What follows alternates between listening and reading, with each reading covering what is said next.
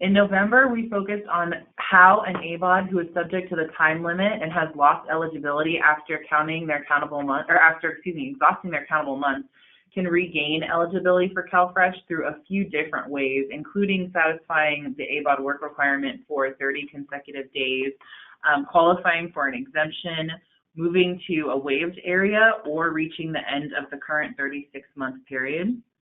We also discussed a unique provision called the 3 consecutive months, in which certain ABAWD individuals may be eligible for an additional 3 months of benefits if they meet certain criteria. In December, we took a deep dive into the 15% exemption policy, providing some background information and continuing on to a discussion of how the 15% exemption is allocated both at the state and county levels. And then we discussed the current bank of 15% exemptions and the new statewide allocation criteria. All the presentations that I've just discussed have been recorded and are posted to our CalFresh webpage, and we've linked that for you at the end of this presentation. So as I mentioned today, we have a very special presentation because we've asked the Department of Healthcare Services to join us. So we will be providing a very short presentation early on in our hour and end with an extended Q&A session. As we mentioned, we will be taking live questions throughout the webinar, so please make sure to submit those at any time. And just as a reminder, each webinar in our series is meant to provide our partners with a starting point in developing their understanding of the ABAWD time limit, as well as to aid in the development of their own training. So on that note, let's go ahead and get started, and I'm going to pass it over to Danielle, who's going to do a brief review of the ABAWD time limit rule. Good morning, everyone. This is Danielle. So as always, before we jump in, we'll start with a quick review of the ABAWD time limit rule. ABAWD eligibility is limited to 3 full countable months of CalFresh benefits within a 36-month period while not satisfying the ABAWD work requirement or otherwise exempt from the time limit. The ABAWD time limit applies to individuals that are between the ages of 18 and 49, have no dependents, and who do not qualify for an exemption. For those ABAWDs subject to the time limit, it is required that the ABAWD works or participates in a qualifying work activity for 20 hours per week, averaged monthly. 20 hours per week averaged monthly means no less than 80 total hours per month. States must identify and monitor the 36-month period during which an ABAWD is subject to the time limit. There are several options the state can choose from for administering the 36-month period. California has selected a 36-month fixed statewide clock. A fixed statewide clock has been identified as the best choice for CalFresh households, as well as a wise choice from an implementation perspective. Under this option, the same 36-month period is used for all households, meaning it has the same beginning and end date in all 58 counties for all ABAWDs. All ABAWDs in the state will be on the same timeline regardless of when they apply for benefits or become subject to the time limit. The first fixed statewide clock began on January 1, 2017. Starting the clock on this date was a deliberate choice to maximize the benefit to the client.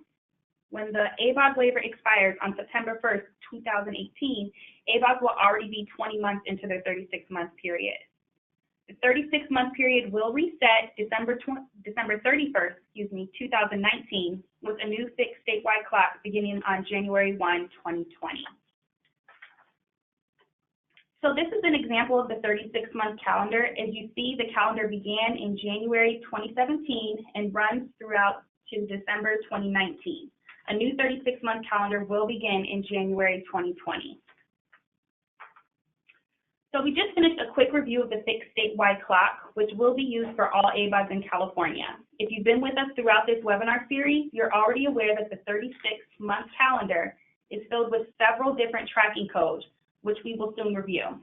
ABAWDs have 2 mandatory reporting requirements, which may require the CWD to make changes to their 36-month calendar.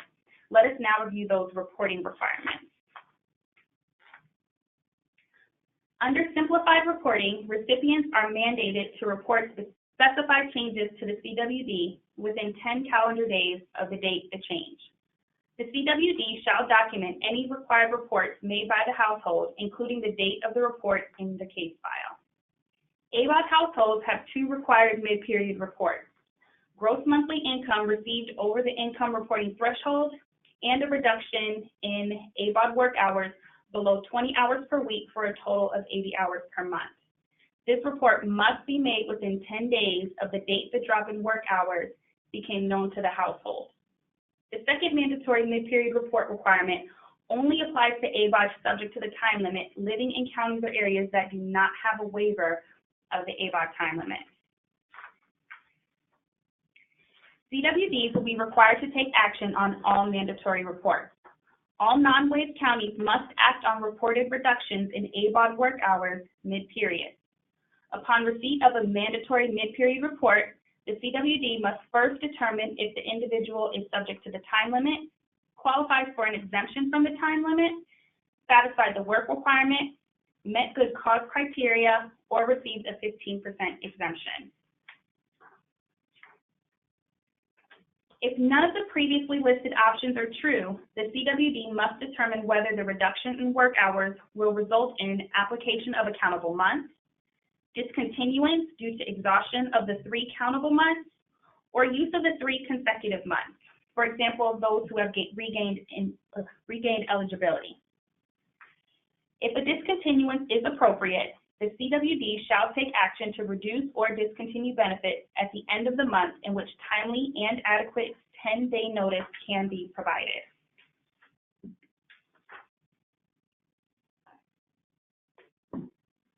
The CWD will continue to use the information reported on the SAR 7 Eligibility Status Report, or CF37 Recertification for CalFresh Benefits, to determine continuing eligibility and future benefit amounts based on all eligibility factors for ABAWD individuals.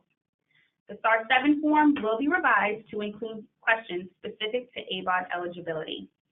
Detailed instructions for the determination of continuing eligibility can be found in ACL 1225 and ACL 1225E.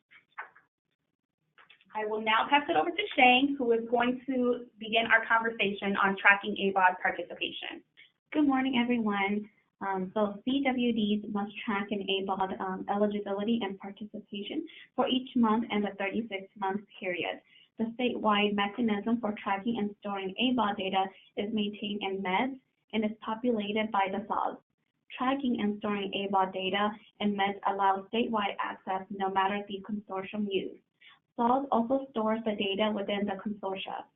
Each SAWS consortium will develop its own mechanism for tracking and storing ABAWD data. CWDs track an ABAWD's monthly CalFresh participation using various tracking codes. These codes indicate the ABAWD status as it relates to the ABAWD time limit for each month.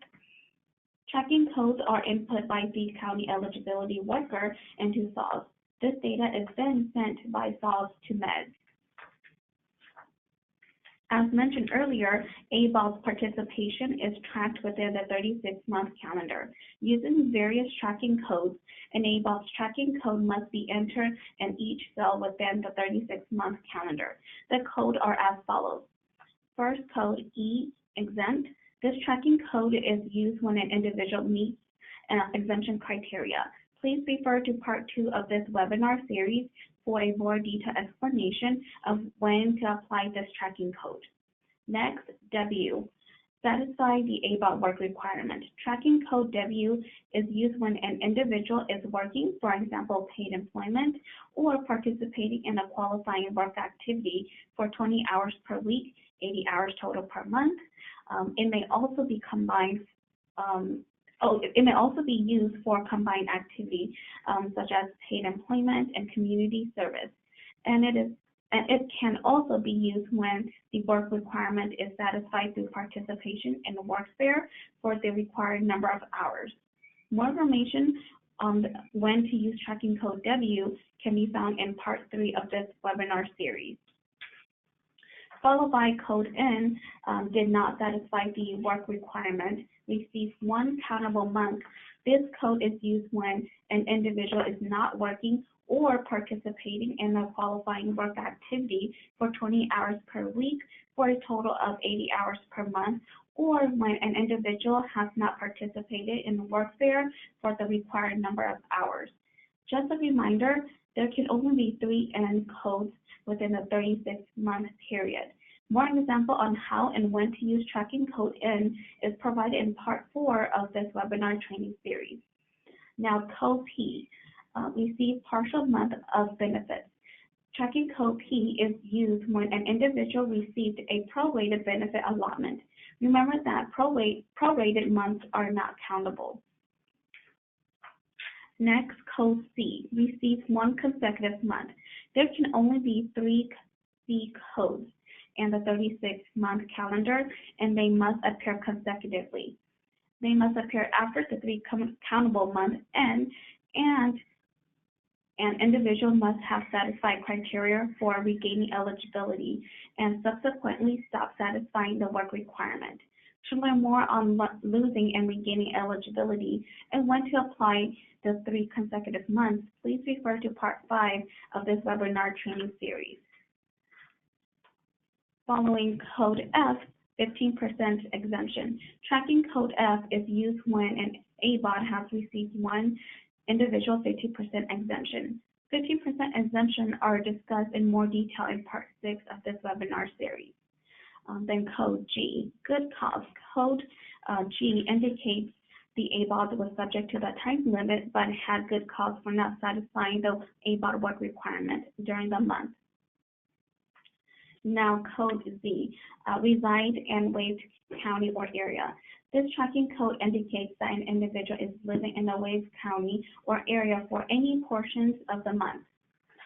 Finally, Code 9, inactive and eligible. Tracking Code 9 indicates that an individual is inactive and ineligible. This is auto-populated by MEDS, or that the individual did not receive CalFresh.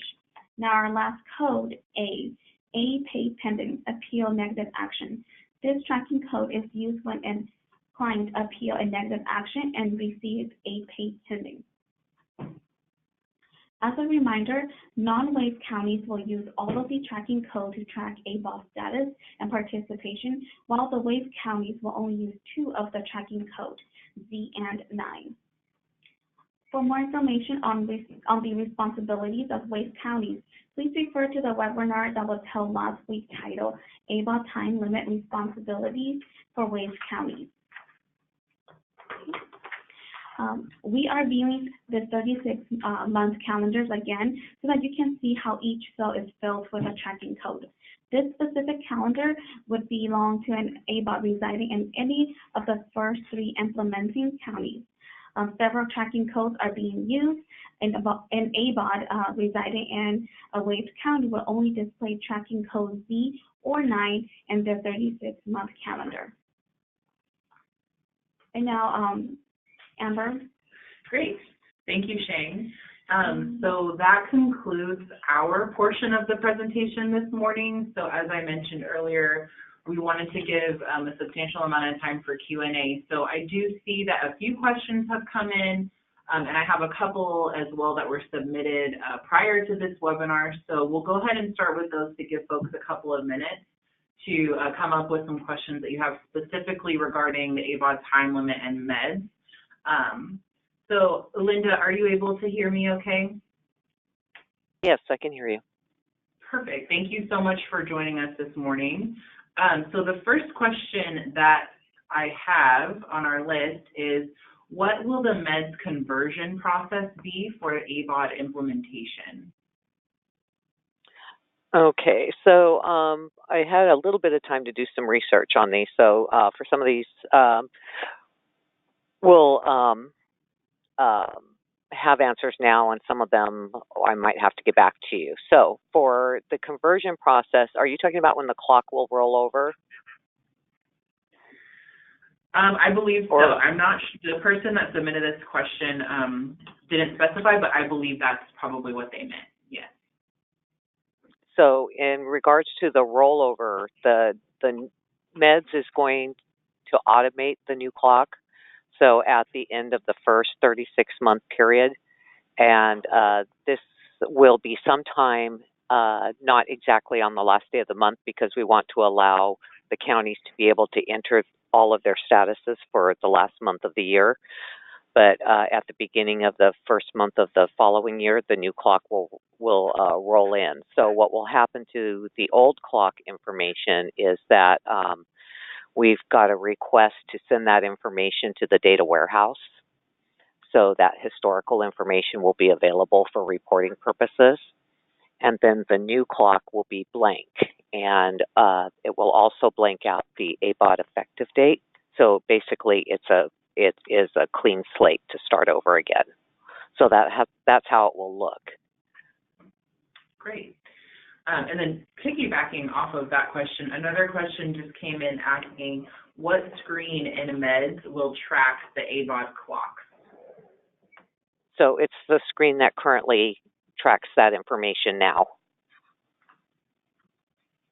Perfect. Okay, thank you. So it's the ABAWD Food Stamp 36-month calendar INQG.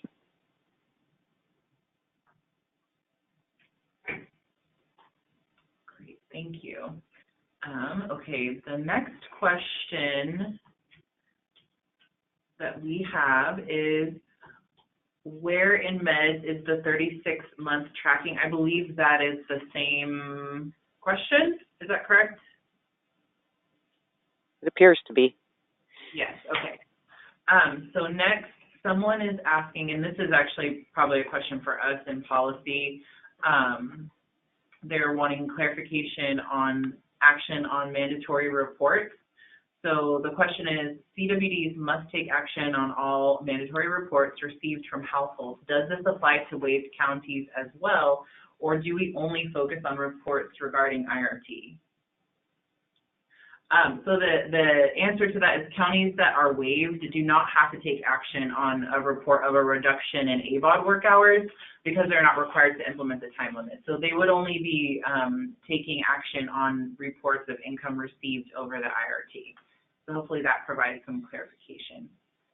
Okay.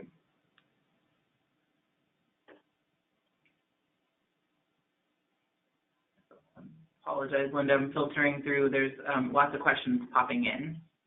No problem. So the next question is, can we give an exemption retroactively? If so, will MEDS pick up the new codes, or will we need to do a 1296 to manually override the current code? So you can answer the policy part. Are they allowed to? Yes. Yeah, so the policy piece is that yes, you can give exemptions. You can grant an exemption retroactively if for some reason you found out later in the certification period that someone actually met criteria for an exemption, but maybe they didn't report it or the county wasn't aware, then you can grant that exemption retroactively. And in the functionality, you can go back and update those exemption codes in the clock. Great, thank you.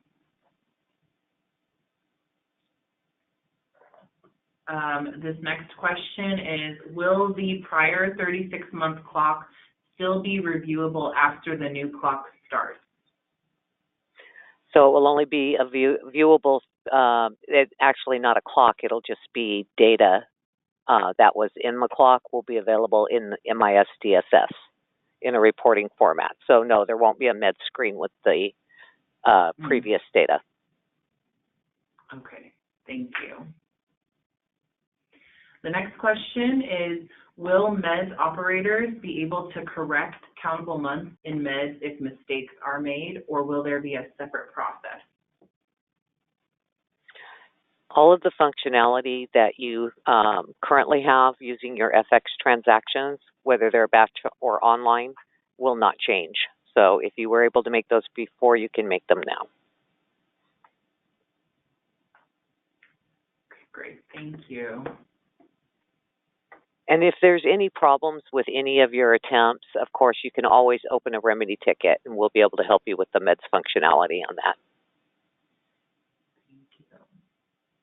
Okay, Linda, the next question is, could you repeat again when exactly the date is that MEDS will blank out the old calendar? So it's not a fixed date because it depends on the business days, but counties will be notified ahead of time via whatever processes that we use, and we will use, for example, change cycle letters and things like that. But we'll also make sure that we partner up with our CDSS partners to make sure that all of the information gets out to whoever needs it as far as when the actual date will occur when those changes do happen every 36 months.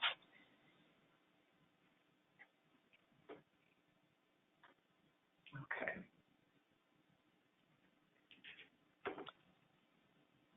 The next question is, will counties be able to enter the N and P codes?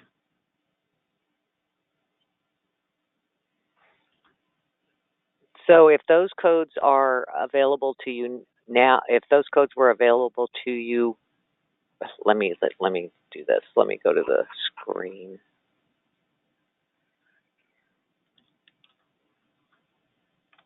I want to see what it says out there right now.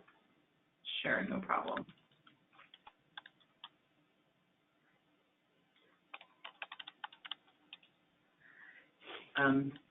So while okay, so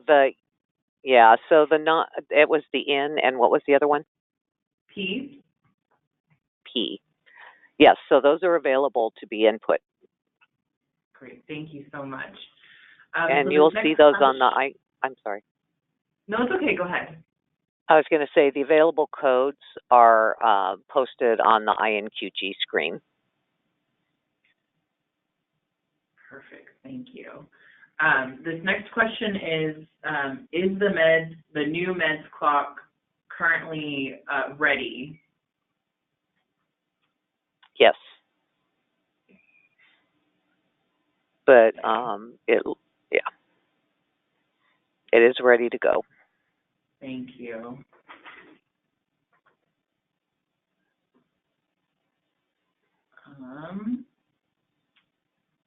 One second.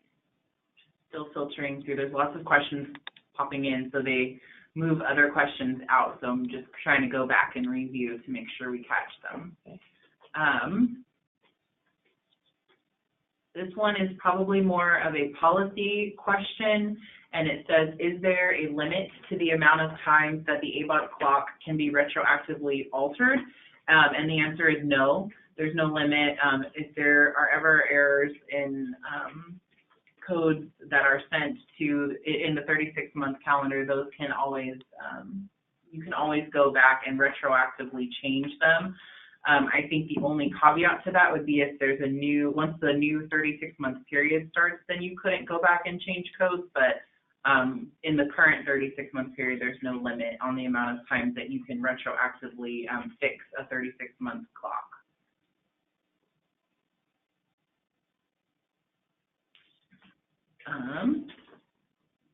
This next question says, if we grant exemptions retroactively, which transaction do we use, FX20 or FX30?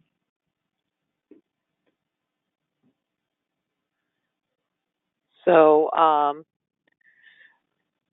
I don't know for sure. My first guess, based on my knowledge of transactions, is that you would use the 30, but actually your technical staff might know better than I would on that. Okay, so we can confirm that one for the person that asked that question. Okay. The next question is, will there be ABAWD alerts in the SAWS system and then on the monthly meds alert report for counties to review? So the alerts on the SAWS system come from the meds alerts in meds. So if there is a meds alert in meds, it gets sent to the SAWS system. And so we have the existing ABAWD alerts. And if you're asking if there are new ABAWD alerts, I've been looking through the work efforts that we opened for these. So I'm going to have to get back to you on that because I thought we might have created a couple of them, but I can't remember them off the top of my head. So I have to go through and look. So can I respond in that through the minutes? Sure. Of course. Okay. Thank you. No problem. So, go ahead. No, I was just going to say I'm going to make a note to myself to respond to you for the minutes Sounds great. as an action item. Okay, thank you. You're welcome. So this next question is, how will the quarterly meds reconciliation process affect the ABAWD record?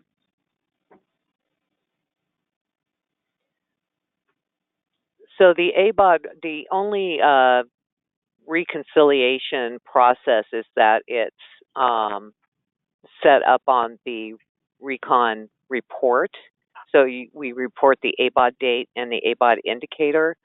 I'm not sure what other effects. I don't know if that it was part of the work effort to look at the ABAWD clock. So I'm going to take an action item for that as well, to go back and make sure that that was looked at by our EITS staff. So that'll be an open work effort that I'll have to do to make sure that the new clock doesn't have any adverse effects. Also, the new functionality and the new codes. So I will have to take that back. Thank you, Linda. So I just want to also acknowledge for folks on the line that there are quite a few questions coming in that are consortia specific. So we'll take those offline, and I'll follow up with consortia representatives who can better answer those questions. So just want to acknowledge that we do see them. Okay, so this next question is also going to be for policy, and it says, can you go through code C again? What is the difference between C and N? This is Shane. Give me 1 second while I take a look at my notes.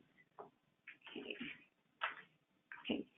So for code N, it does not satisfy the work requirement.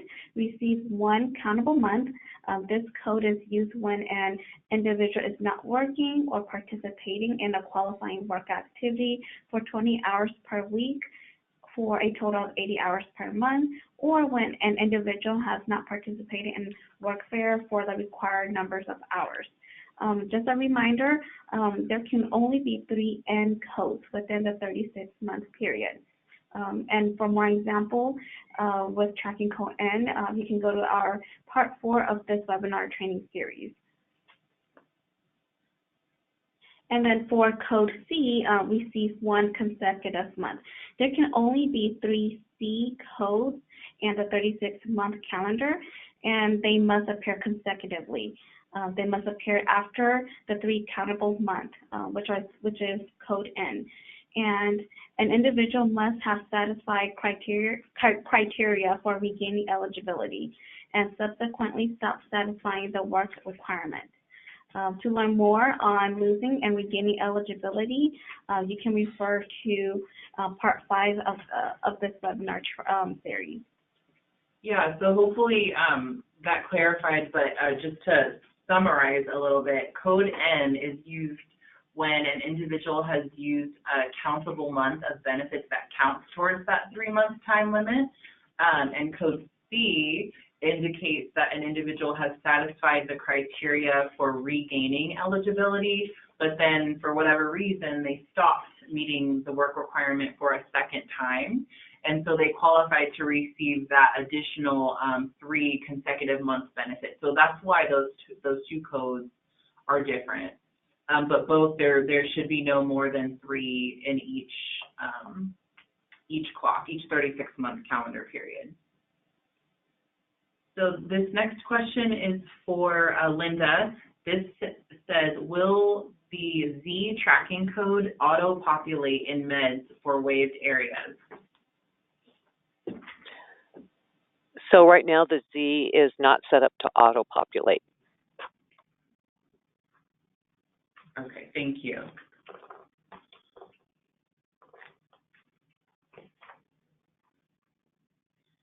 Okay.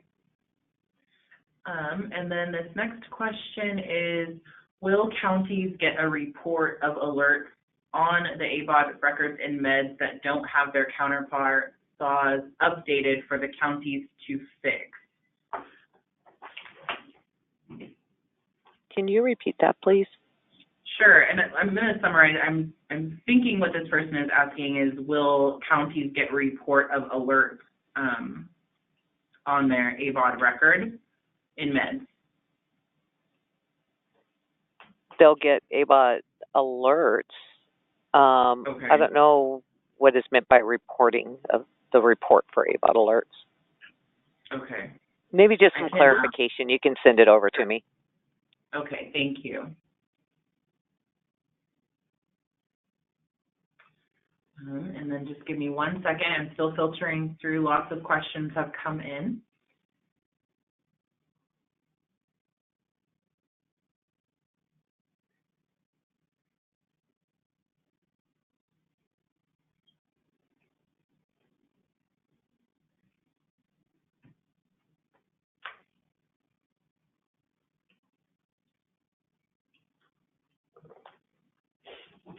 Okay, so this next question, Linda, is I think it's an asking for a clarification or confirmation, but it says, do we use or don't we use the FX60 to update and change ABAWD codes?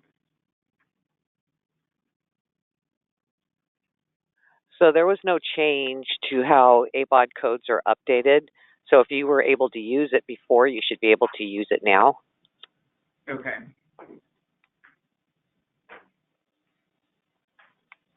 Great.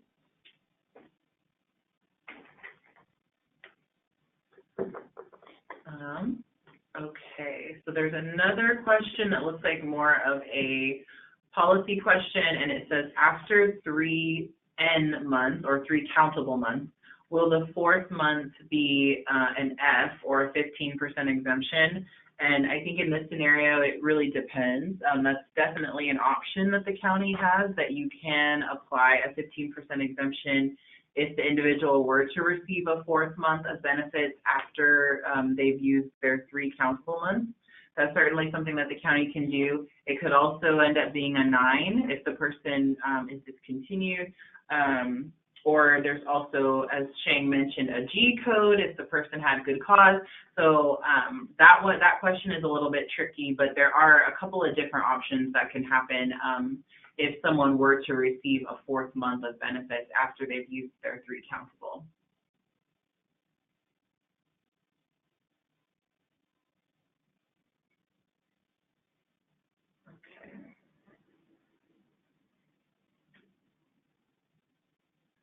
And again, seeing lots of consortia-specific questions, so we will definitely take those offline. So this next question is about the ABAWD individual effective date, and the person would like to know what happens when an ABAWD individual effective date is entered, but it's prior to the ABAWD clock date in meds. So just to clarify, I think for other folks, I believe the ABAWD clock date is the first day of the 36-month period. So for this current 36-month period, it would be January 1, 2017. So the person is asking what happens if you were to enter in an individual effective date prior to that date. So for the new clock, it will not allow a date prior to 2017. For the new clock, that would come up in 2020. I'm sorry. Yeah. So for the next, for the next clock, I don't remember what the policy was on that. Did you want that to continue or not?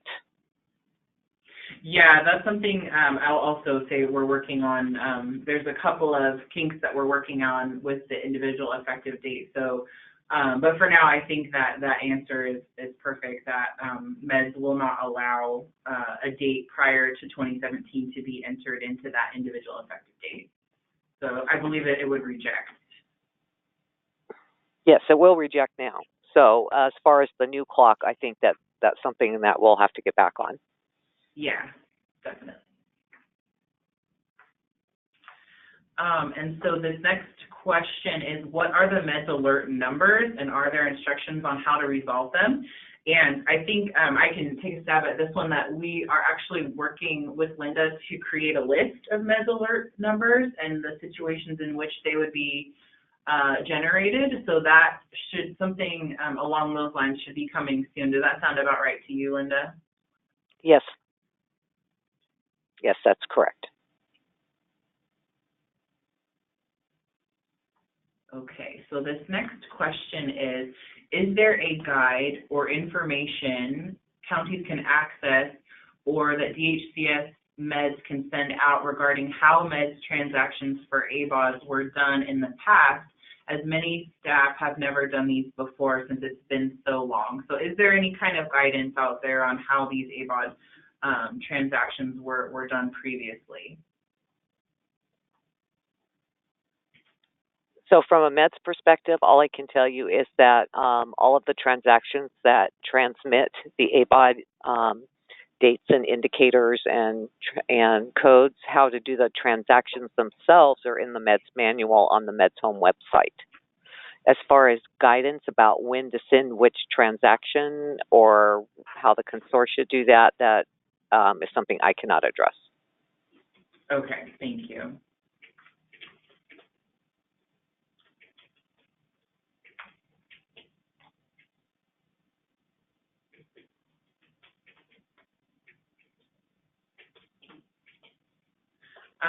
Somebody is asking a question regarding why or when we would ever need to enter a date prior to January 1, 2017, and I think that's a great point that we wouldn't. So I think that's why that rejection was built in there, so that you cannot enter a date prior to the current 36-month period. So thank you for flagging that you wouldn't want to enter an effective date prior to the current calendar.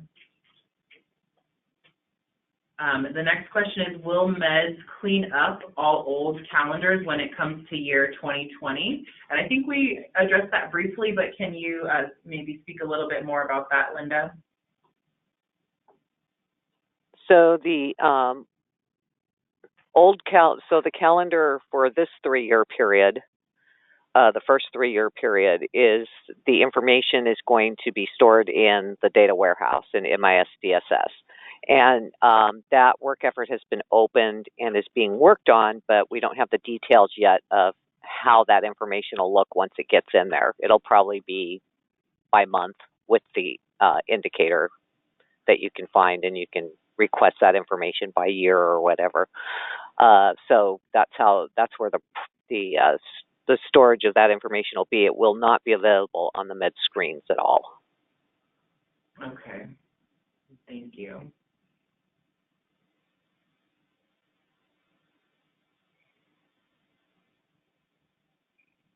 Okay, give me one more second to filter through. We have a couple more.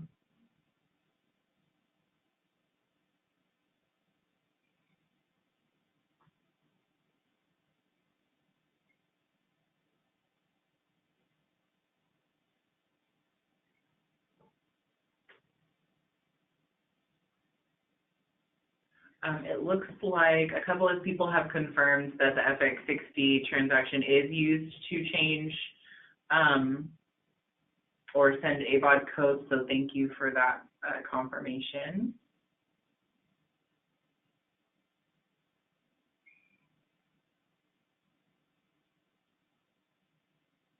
This next question is asking if there are too many N codes, which too many, I think the person means more than 3 N codes entered into meds, will an alert be generated? So that's a good question for, we're on our background. If we provide a list of the alerts and that's something that you desire as an alert, we can do that. Sure, thank you. Okay.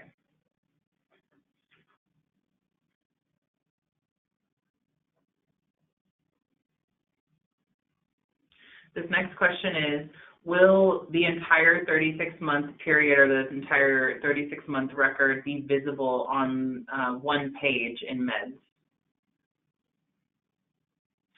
So the current 36-month clock is all visible on one page, yes, on the INQG. Okay, thank you.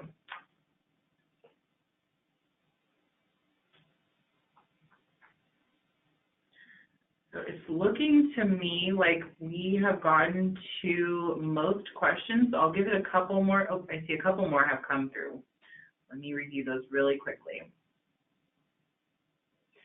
Someone is asking if the PowerPoint and the minutes will be sent out, and the answer is yes. So we will send out just briefly after the conclusion of this presentation, we will send an email out to all the attendees with the link to the recording as well as the PowerPoint materials. And then now that our training series is over, we've been working on the Q&A since we started the series. Oh my goodness, probably quite some time ago. So we have lots of questions available that we will post to our ABAWD webpage, which also will be launching very soon. So lots of really good information will be coming your way.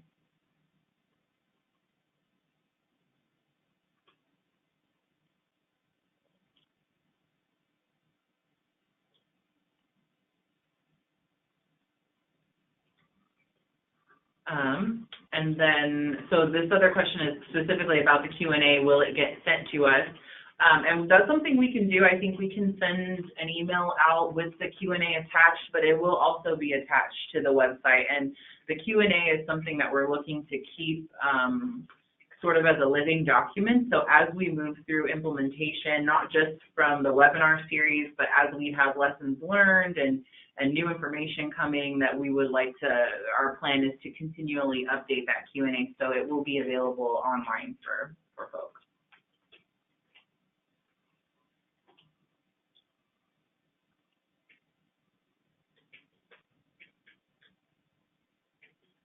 Okay, so this next question is another one for policy, and is asking, could there be a list, or is there a list for out-of-state areas that are under an ABAWD waiver? And I'm not quite, I don't think we have a list. I know that on SNS's website, they have a list of states that are currently operating under statewide waiver, but I will say that California, I think, is one of the last to be operating under a statewide waiver, but all that information is available on FNS's website. Danielle, did you have anything extra? We also will be posting the link in the Q&A that's coming out as well. So when the Q&A for the webinar series is posted, that link will be added on, just because that's one of the questions that has been asked a couple times in the different webinars. Thank you.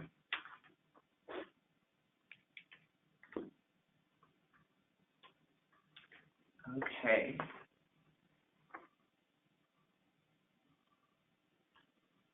Okay, so it's looking like if I didn't get to your question, some of them are consortia specific, and some of them have been answered already. So I think we're getting to the hour now. We have just about 10 minutes left. So I think this would be a good time for us to go through the last couple of slides that we have, which is just a list of resources for folks. So as always, we link all of our webinar training series are here. They're all posted to our website. The ABAWD time limit information is here, along with 15% exemption policy. And then in the email, we'll also send out a link to our ABAWD handbook, along with the presentation materials. And I just want to say a huge thank you to Linda for joining us this morning and answering all of these questions. We really appreciate your time and participation in this webinar, so thank you so much.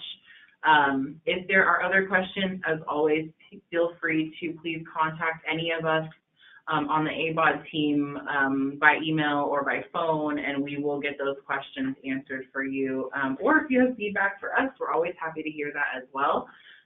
So with that, I think we'll go ahead and end our presentation this morning, and thank you all for attending, and I hope you all have a fantastic weekend.